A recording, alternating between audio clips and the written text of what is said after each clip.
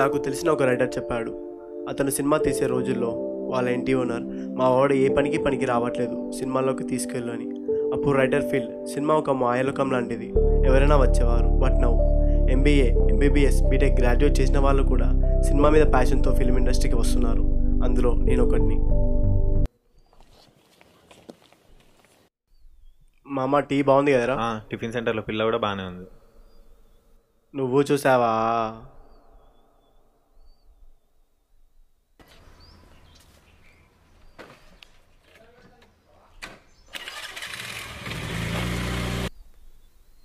రే, నేనైతే 7 years నుంచి M1తో వనవాసం చేస్తున్నా. నువ్వు ఫస్ట్ ఇయర్లోనే ఫసక్ చేసావు. అయినా ఈ 2 years ఏం చేసావురా? స్టోరీ రాస్తున్నారా? Nice, interesting. టైటిల్ ఏంటి? అడిగితే తంత. అచ్చా, ఇంకేమనిపిస్తుంది? I want to become a film maker రా. అరే, సినిమా తీయాలంటే మన వల్ల కాదురా. నేనెందుకు తీయలేనురా? అనుకోకుండా షార్ట్ ఫిలిం తీసిన తరుణ్ భాస్కర్ పెళ్లి చూపులు తీయలేదా? రణరాజరన్ తీసిన Sujith Saaho movie తీయట్లేదా? The end తీసిన రాహుల్ ఇప్పుడు ట్యాక్సీ వాళ్ళ తీయట్లేదా? నేనెందుకు తీయలేనురా? తీస్తావు కానీ వెళ్ళి పని చూసుకోరా.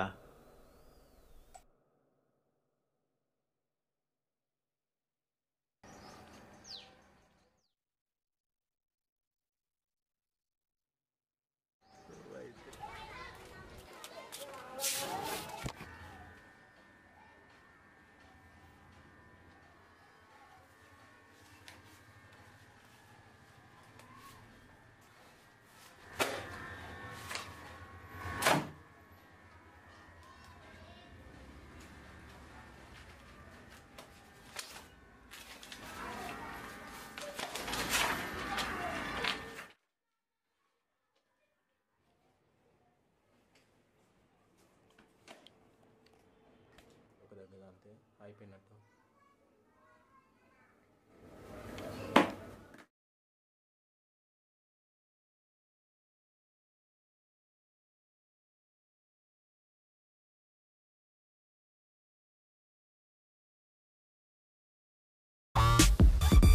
మధురమే క్షణమే ఓజలే మధురమే క్షణమే. చెప్పురా. ఏం లేదురా. ఏం లేదన్నప్పుడు ఎందుకు కాల్ చేసావురా? స్టోరీ కంటెంట్ చెప్తారా? చీ దరిద్రురా, ఏం టైమింగ్ రా. చెప్పురా. హీరోయిన్ వాళ్ళ పేరెంట్స్కి గొడవలు వచ్చి డైవర్స్ తీసుకుందాం అనుకుంటారా? దాన్ని చూసి హీరోయిన్కి లవ్ మీద ఇంట్రెస్ట్ పోతుంది. హీరో వాళ్ళ ఫ్రెండ్స్కి బ్రేకప్ చూసి హీరోకి కూడా ఇంట్రెస్ట్ పోతుంది. ఇప్పుడు వీళ్ళు ఎలా కలుసుకుంటారు అనేదే స్టోరీ కంటెంట్ రా. వింటున్నావారా? ఆరా. ఎలా ఉందిరా? రొటీన్ స్టోరీలో ఉంది. చెప్పిన గారా మన వల్ల కాదు.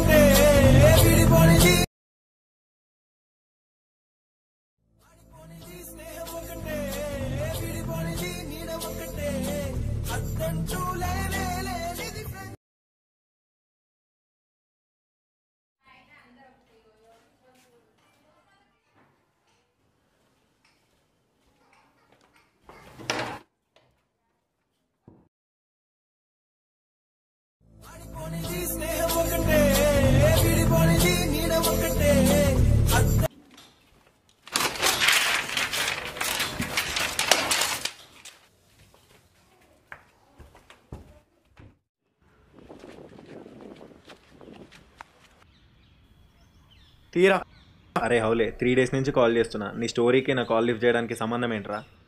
అసలు నువ్వేమైనా రాజమౌళియా శంకర్ అనుకుంటున్నావా? స్టోరీ రాయగానే ఇండస్ట్రీ నీకు రెడ్ కార్పెట్ వేసి వెల్కమ్ చెప్పడానికి. ఫిల్మ్ మేకర్ కావాలంటే దానికి ఒక కోర్స్ ఉంటుంది. నీలా పని పాట లేకుండా స్టోరీస్ రాసి నువ్వు పెద్ద రైటర్ అని నీ ఫీలింగా? ఇటు మాట్లాడుతుంటే ఏం ఆలోచిస్తున్నావురా? ఇటు మాట్లాడుతుంటే అటేం చూస్తున్నావురా? అటు చూడరా.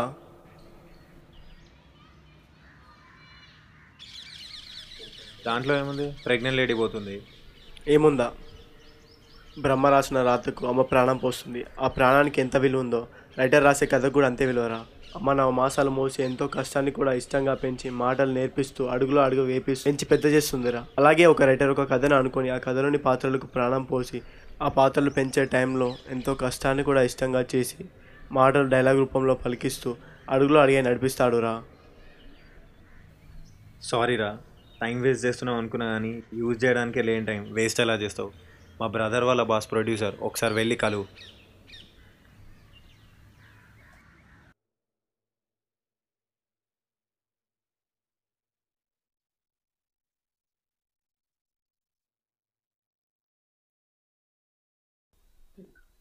మమ్మీ ప్రొడ్యూసర్ దగ్గరికి వెళ్ళి స్టోరీ చెప్పడానికి వెళ్తున్నావు మమ్మీ.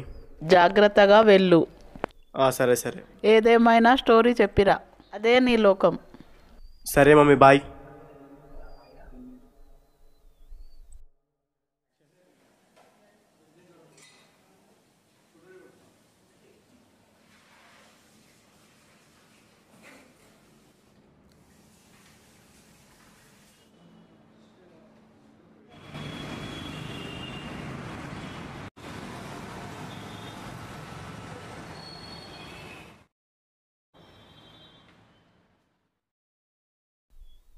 Hello sir.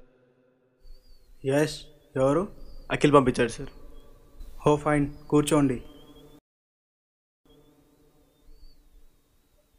నేను కొంచెం అర్జెంట్ పని మీద బయటికి వెళ్ళాలి. మీరు ఎంత త్వరగా కంప్లీట్ చేస్తే అంత మంచిది. Okay sir. ఓపెన్ చేస్తే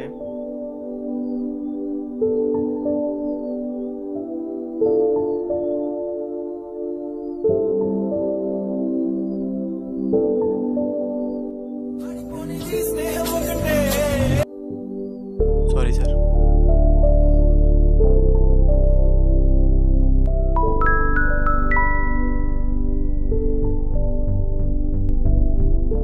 వాట్ హ్యాపెన్? ఏదేమైనా స్టోరీ చెప్పిరా, అదే నీ లోకం.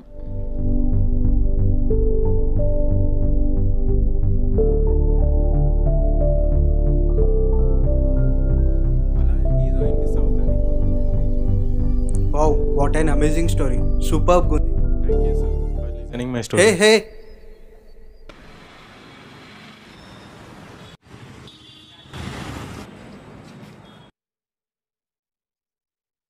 హలో కార్తీక్. సార్. మీ వాడు వచ్చిండు, స్టోరీ చెప్పిండు, వెళ్ళిపోయిండు. కొంచెం కూడా రెస్పాన్సిబిలిటీ లేదా ఫీడ్బ్యాక్ వినడానికి? ఇట్లాంటి వాళ్ళని నమ్మి మనం సినిమా ప్రొడ్యూస్ ఎలా చేయగలుగుతాం? Sorry for that sir. Actually వాళ్ళ మామ్కి యాక్సిడెంట్ అయింది. మిడిల్లో కాల్ అండ్ మెసేజ్ చేశాను, బట్ లిఫ్ట్ చేయలేదు. Oh, I see. Okay Karthik, I call you later.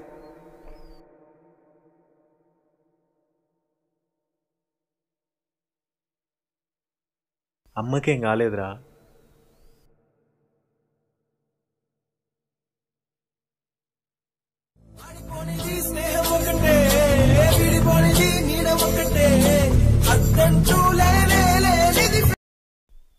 Hello. Producer Ali మాట్లాడుతున్నా.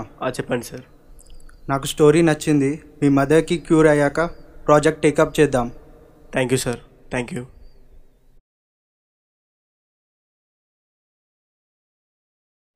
సినిమా నా లోకమైతే అమ్మ నా ప్రపంచం. అమ్మకి అట్లా అయినప్పుడు నేను ఆగిపోయా, కానీ అమ్మ మాట గుర్తు వచ్చి నిలిచిపోయా.